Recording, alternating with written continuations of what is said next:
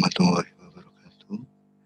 Perkenalkan, saya Teguh Dwi Susilo, NIM 017 dari Prodi S1 Sistem Informasi, jurusan Teknik Informatika, Universitas Negeri Surabaya.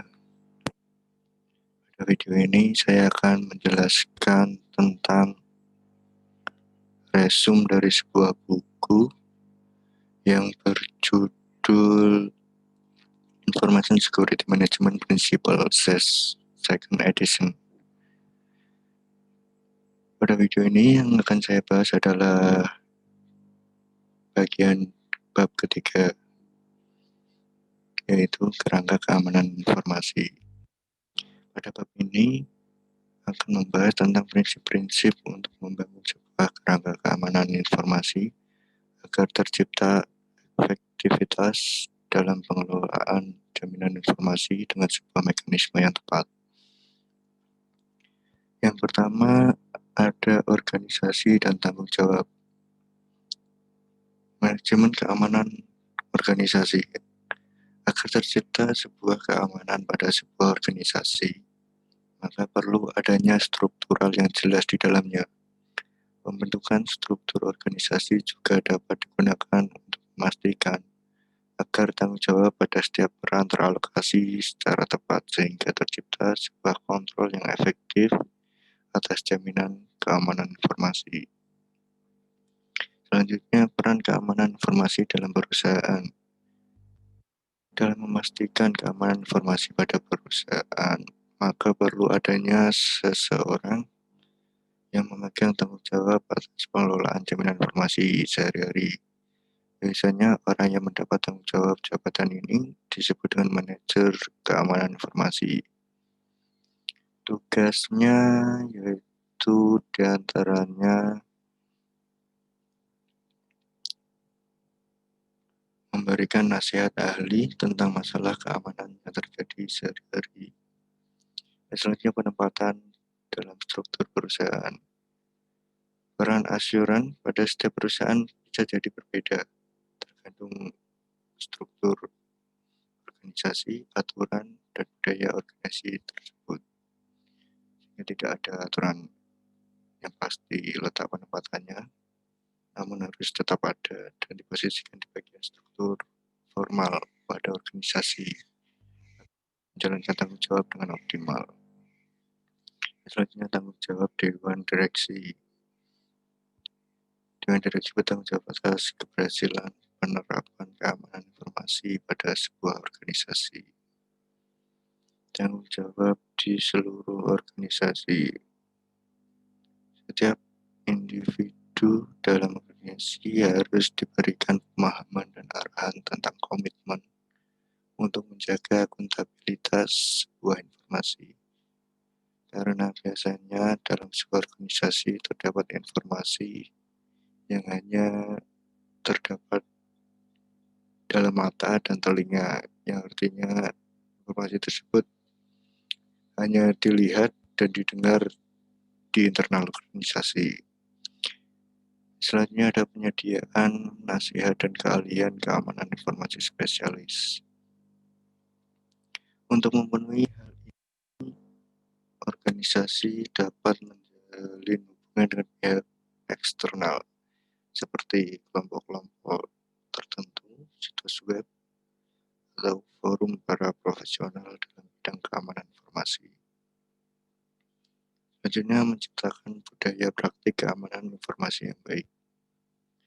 Agar tercipta hal ini bisa dengan memberikan pengetahuan, bisa lewat pelatihan ataupun pendidikan kepada seluruh anggota organisasi tentang pentingnya sebuah keamanan informasi.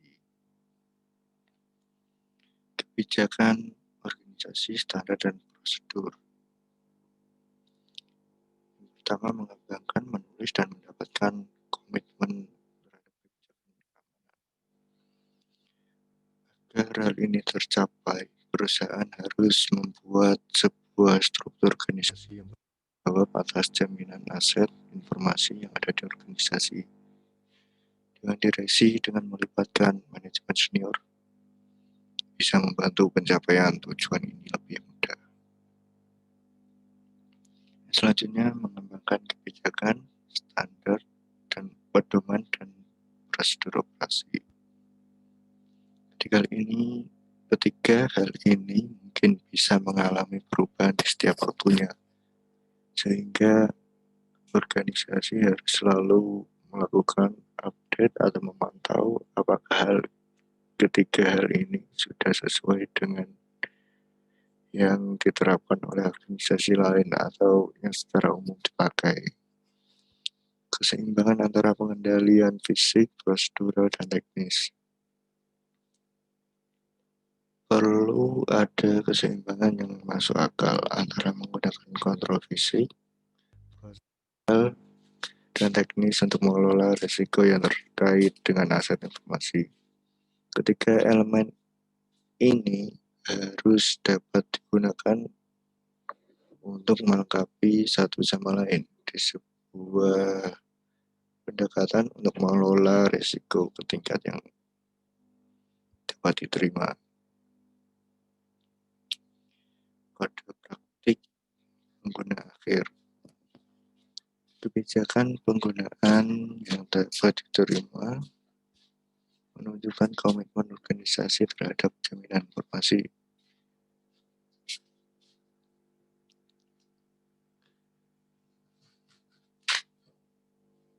Ini harus dipublikasikan ke semua pengguna yang perlu mengakses sistem manajemen informasi organisasi, termasuk semua karyawan, kontraktor, dan pihak ketiga. Selanjutnya ada tata kelola keamanan informasi. Pertama, review, evaluasi, dan revisi kebijakan keamanan. Proses tinjauan manajemen harus ditetapkan untuk memastikan bahwa tinjauan kebijakan dilakukan secara terorganisir dan tepat waktu. Jadwal tinjauan harus mengidentifikasi semua orang yang akan terlibat dan catatan resmi tentang revisi yang dibuat dengan penjelasan mengapa konten telah dimasukkan atau diubah atau dihapus. Yang selanjutnya, audit dan ulasan keamanan. Audit dan tinjauan keamanan independen secara berkala harus dilakukan, yaitu di seluruh bisnis untuk memastikan bahwa sistem informasinya sesuai dengan kebijakan, sesuai dengan standar, dan sesuai dengan faktor keamanan yang ada. Kerentanan yang mungkin terjadi terhadap sistem ini dapat diperiksa dan efektivitas kontrolnya dapat diuji. Audit dan tinjauan ini harus dilakukan secara berkala. Bisa dilakukan ketika terjadi perubahan signifikan, misalnya peningkatan sistem. Selanjutnya, memeriksa kepatuhan dengan kebijakan keamanan. Melakukan pemeriksaan kepatuhan membantu untuk mengidentifikasi apakah kontrol yang masih memadai atau masih relevan. Pemeriksaan kepatuhan juga membantu mengukur tingkat pemahaman dan kesadaran pengguna atau anggota organisasi tentang tanggung jawab jaminan mereka, dan apakah hal ini dianggap serius atau tidak. Yang selanjutnya, melaporkan status kepatuhan. Jadi setiap waktu harus melaporkan status kepatuhan dari anggota organisasi terhadap kebijakan, baik standar maupun pedoman. Selanjutnya, implementasi atau pelaksanaan keamanan informasi. Yang pertama ada perencanaan. memastikan implementasi program yang efektif. Ketika merencanakan implementasi program, perlu untuk memahami status jaminan saat ini dalam perusahaan dan apa yang perlu dicapai oleh program. Idealnya, penilaian risiko sebelumnya harus dilakukan terlebih dahulu. Selanjutnya, program keamanan informasi sebagai manfaat positif.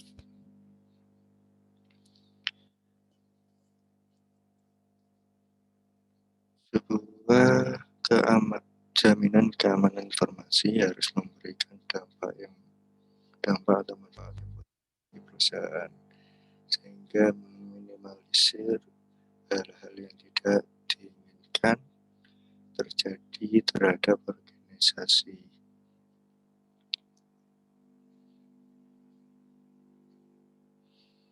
Yang selanjutnya, arsitektur dan strategi keamanan.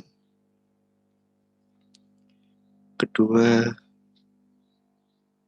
hal ini merupakan dua konsep yang relatif baru dalam implementasi jaminan informasi.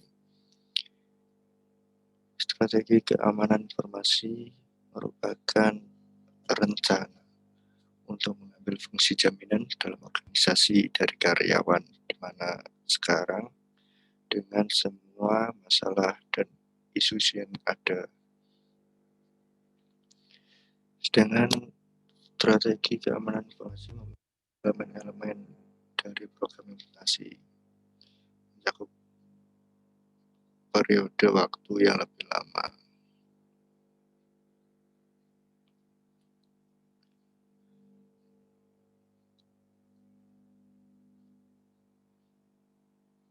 Yang selanjutnya, kebutuhan untuk menghubungkan dengan perencanaan bisnis dan manajemen risiko serta proses audit.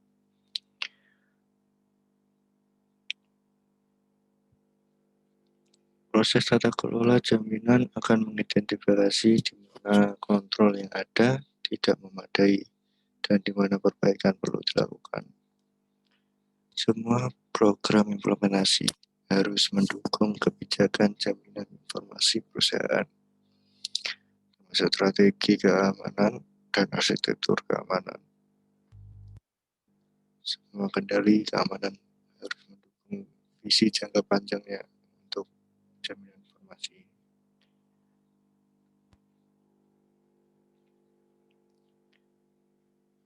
Dan harus dilakukan untuk menambah value atau nilai dan keuntungan bisnis bagi organisasi. Yang selanjutnya, pengelolaan keamanan insiden. Yang pertama ada pelaporan, catatan, dan manajemen insiden keamanan. Prioritas utama adalah memastikan bahwa semua orang di dalam organisasi tahu bagaimana mengenali sebuah insiden dan kepada siapa mereka harus melaporkannya. Jadi jika ada suatu kendala atau insiden, alurnya mereka tahu harus kepada siapa melapor dan apa saja yang merupakan kategori dari insiden-insiden keamanan. Biasanya ada 5 fase dalam pengelolaan insiden. Yang pertama pelaporan, kemudian investigasi, kemudian dilakukan penilaian, dilakukan tindakan korektif, dan selanjutnya dilakukan review untuk meninjau ulang tindakan yang dilakukan. Selanjutnya ada prosedur dan tim penanggulangan insiden.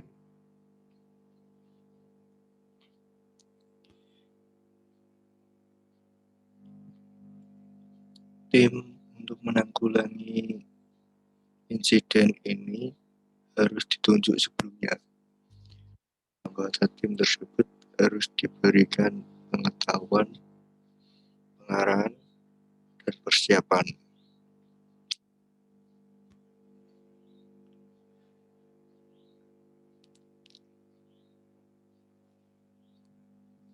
Prosedurnya harus cukup luas dalam isinya, karena sulit untuk memprediksi seperti apa kejadian selanjutnya. Yang selanjutnya, perlunya tautan ke sistem manajemen insiden perusahaan.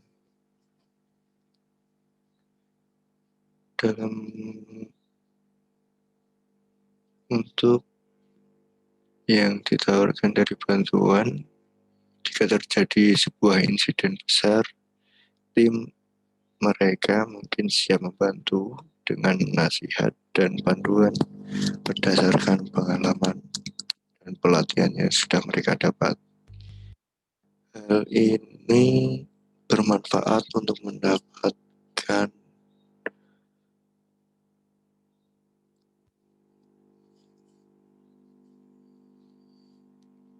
orang yang lebih baik yang telah disiapkan. Semakin baik Anda akan menjadi mampu untuk menangani kejadian yang mungkin terjadi.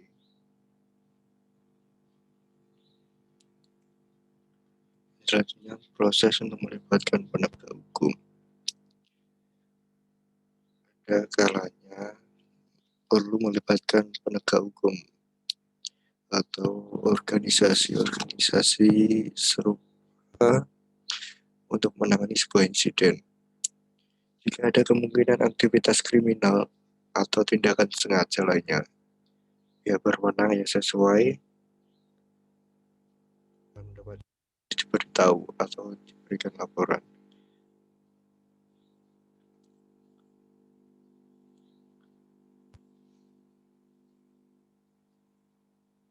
Yang selanjutnya, kerangka hukum. Dalam hal ini dibahas tentang prinsip-prinsip umum hukum yang berkaitan dengan manajemen jaminan informasi. Ini akan mencakup spektrum yang luas, mulai dari implikasi jaminan pada kepatuhan terhadap persyaratan hukum yang mempengaruhi bisnis, hingga undang-undang yang secara langsung mempengaruhi cara informasi dapat dipantau dan disalin.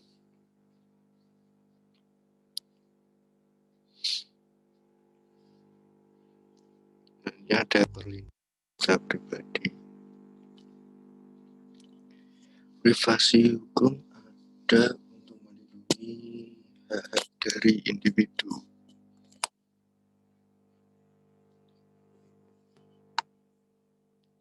Biasanya organisasi menyimpan dan memproses informasi tentang informasi dari karyawan atau pelanggannya. Organisasi perlu menyadari batasan-batasan hukum di tempatnya, sehingga mereka dapat menjaga data-data baik dari karyawan maupun dari pelanggannya. Meskipun mereka melakukan share data atau berumum,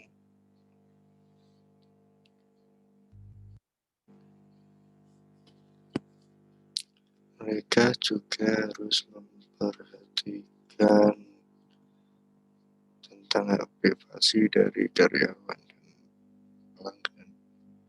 Selanjutnya, masalah ketenaga kerjaan dan hak karyawan.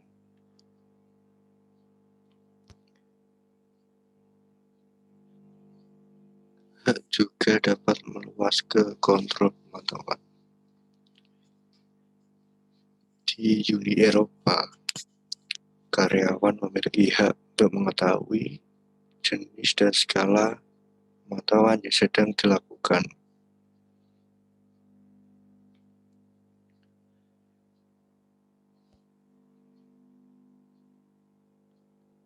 Perusahaan harus mengkomunikasikan informasi kepada karyawan. Cara termudah untuk melakukannya adalah dengan memasukkan pernyataan tentang sejauh mana pemantauan dalam kebijakan jaminan informasi perusahaan atau kontrak kerja.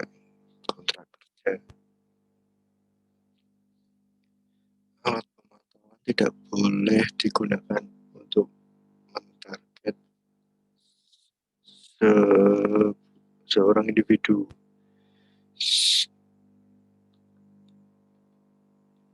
Alat pemantauan tidak boleh digunakan untuk mentargetkan individu tertentu dan pemantauan terselubung.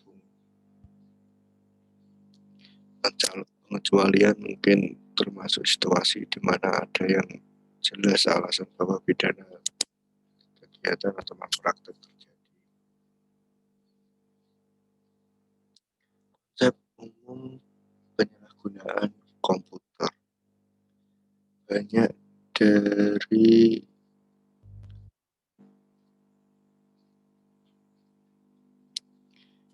undang-undang yang saat ini berlaku untuk penyalahgunaan dari komputer tidak ditulis secara khusus untuk kejahatan alamat komputer.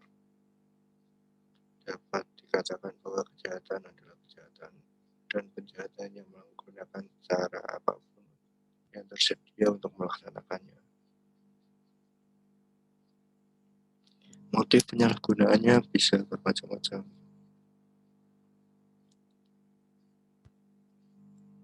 Menipu mungkin bisa menyalahgunakan komputer untuk keuntungan finansial.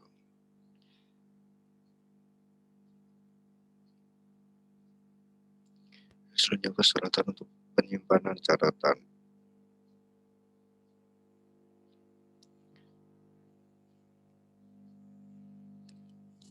Ada sejumlah standar yang telah diproduksi eksternal yang tersedia untuk membantu perusahaan memahami bagaimana cara terbaik untuk mengatasi persyaratan hukum.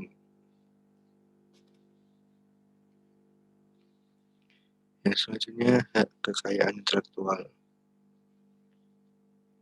Individu dan organisasi menginvestasikan banyak waktu, uang, dan tenaga untuk menciptakan karya, sehingga karya harus mendapatkan perlindungan.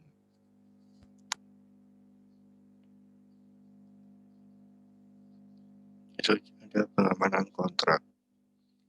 Kondisi kontrak harus mencakup klausul untuk memastikan bahwa kontrol jaminan yang tepat telah diterapkan. Pengumpulan bukti yang bisa diterima. Ada beberapa aturan atau proses yang perlu diikuti saat mengumpulkan bukti agar dapat memenuhi kriteria.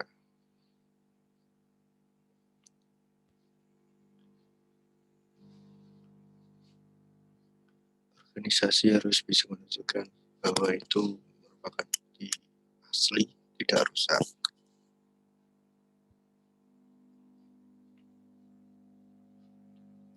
Semuanya mengamankan tanda tangan digital.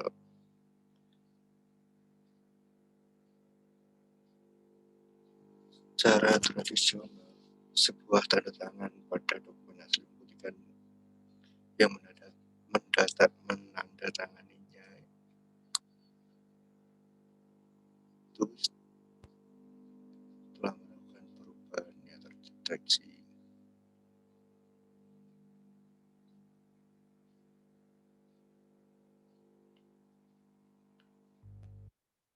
Selanjutnya ada standar dan prosedur keamanan.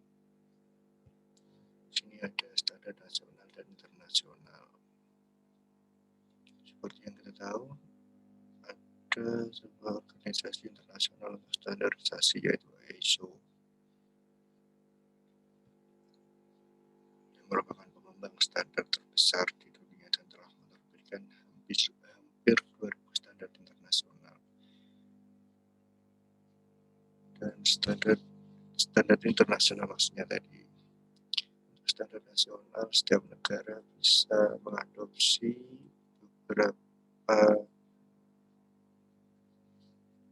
standar internasional sebagai acuannya.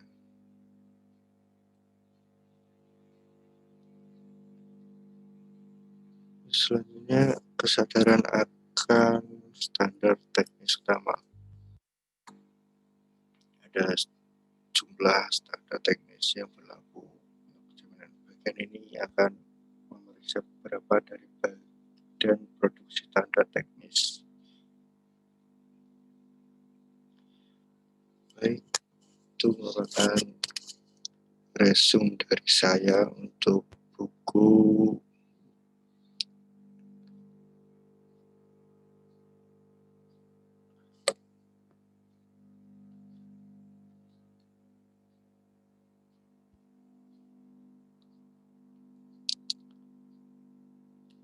dan bab ketiga dari buku tersebut, buku Information Security Management Principle Second Edition. Saya Teguh Dwi Susilo, minta maaf jika dalam penyampaian ada salah kata. Terima kasih atas perhatiannya. Assalamualaikum warahmatullahi wabarakatuh.